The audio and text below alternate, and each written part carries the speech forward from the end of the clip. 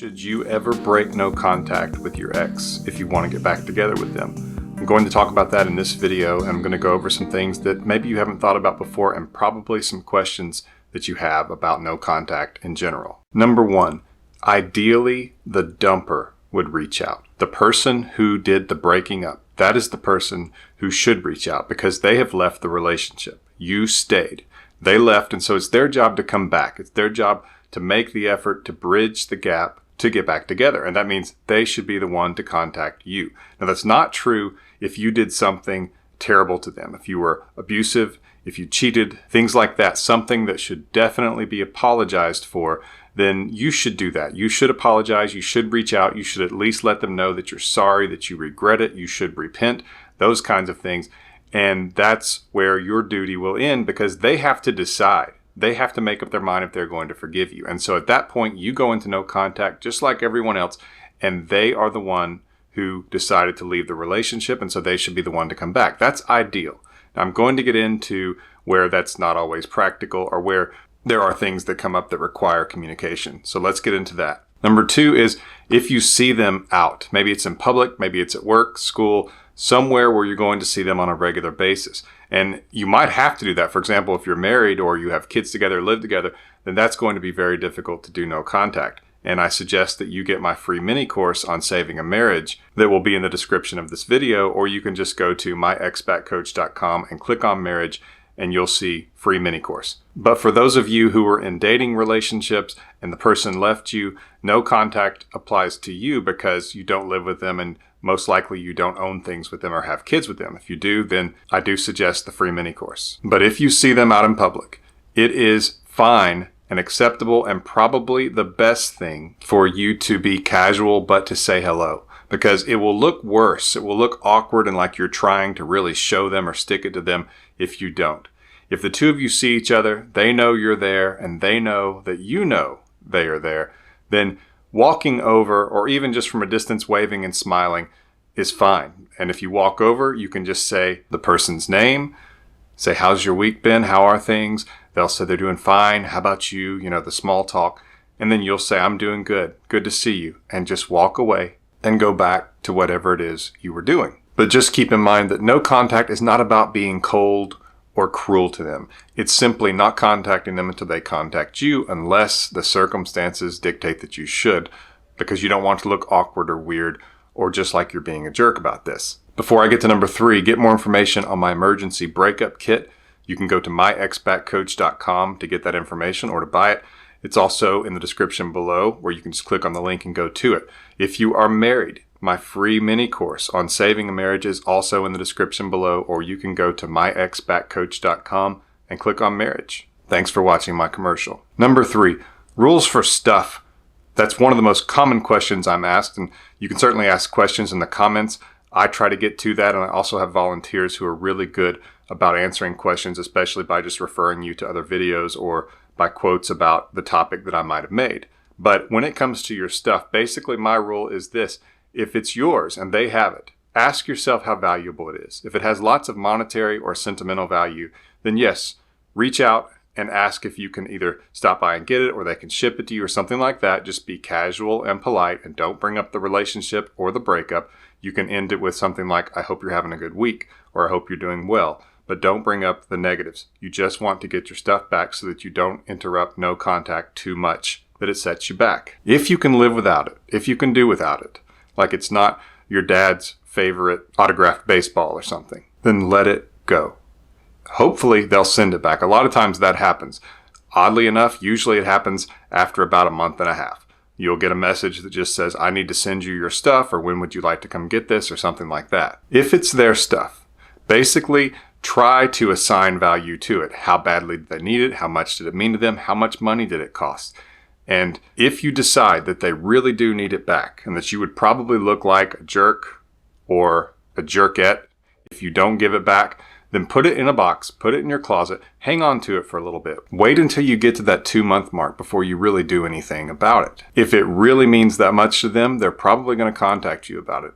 And then you can always just plead ignorance, like, oh, I forgot I had that, or something like that. I'm not saying that you lied to them, but you don't want to look like you were just holding on to it in hopes that they contacted you. when it comes to gifts that they've given you, there's no need to give those back. That just makes things more awkward. It can look petty. It can even look like you're being really more emotional and maybe unstable about this than you should. Because when someone gives you a gift, even if you're not in a relationship with them anymore, it's still a gift that they gave you. And especially if it's gender specific or has meaning to the relationship, what are they going to do with it? What would they need with it? So keep that in mind, that when you try to give back things, and sometimes people will do this because they think that no contact is where you just empty yourself of everything related to them and you kind of really stick it to them and show them. That's not how you do it, but that's what people think, and they will oftentimes give back gifts and things like that for that very reason.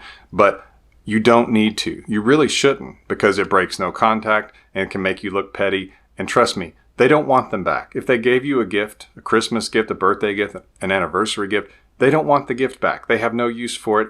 And it's kind of a painful, awkward thing. And it will just make you look a little bit socially awkward. So don't do it. Just keep the gifts they gave you. Number 4, when there are tragedies. And so that means maybe a loved one passed away or got some terrible health news, or someone that they knew had something tragic happen to them. And I'm talking about specifically family members like parents or brother or sister. And it's good then to simply reach out, tell them you heard about it, that you're very sorry, and to let them know that they're in your thoughts and prayers.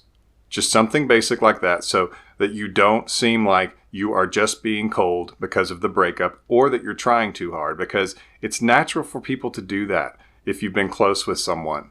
And especially if there weren't just a lot of fighting and hard feelings near the end of the relationship, then this would make sense, because you do still care about that person, and they've probably told you they still care about you, and so it makes sense. And if you don't, you can actually look kind of petty. However, don't reach out on birthdays. I do have videos about that, and holidays that are basic like that, because they've lost that privilege since they have chosen not to be your girlfriend or not to be your boyfriend anymore. Then it's best that you don't contact them on those days. But contacting them for a death or a tragedy just to tell them you heard and that you're sorry is acceptable and most likely what you should do. Number 5, when you have nothing to lose. So usually once the 3-month mark has passed, the odds start to go down that they're going to reach out to you. It doesn't mean that they won't. And sticking it out sometimes is still the best option, because like I said in point number 1, ideally that person, the person who broke up with you, would be the one to reach out. That keeps the dynamic as it should be, because they actually return to the relationship, and it prevents you from looking like the chaser, or from looking like that they could use breakup as a manipulation tool, that they could just break up with you whenever they were unhappy with you or they wanted you to do something. They could break up with you and then expect for you to be the one to chase them down and beg and plead and eventually fix it and feed their ego in the process. But when 3 months has passed, just know the odds start to go down. Now, they don't just drop by 10 and 20% right away, but they do start to fall by 2, 3, 4, 5% over each passing couple of weeks. And so just keep that in mind, because if you reach a point where you say, I don't want to wait around any longer, I either want to move on with my life or get back with them, then it makes sense for you to reach out. You start with just kind of seeing how they're doing, just casually. Wanted to see how you're doing. Maybe say, I drove by XYZ restaurant we used to go to. It made me think of you, and I just wondered how you're doing. I hope you're doing well. You see how I did not ask a question. I made a statement.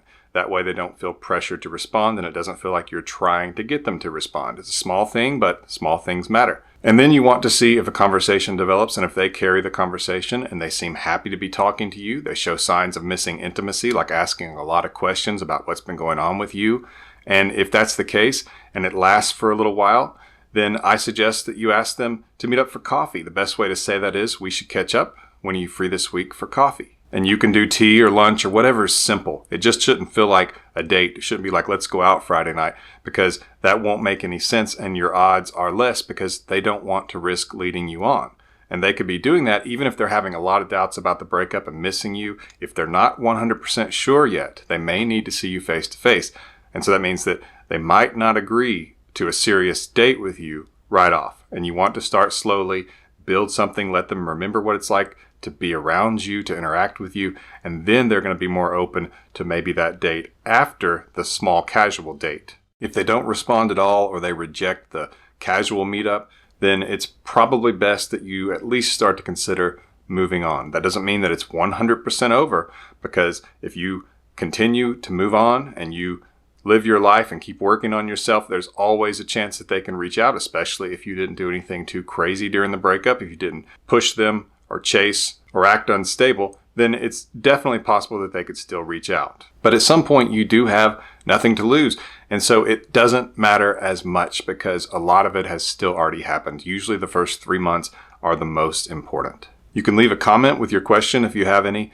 And of course, please click that like button if you've appreciated this video. Here at the end screen, there's going to be a video about a marriage situation and one about a dating breakup situation. Choose the one that best suits you, and I'll see you in the next video. This has been Coach Lee, and as always, thank you for watching.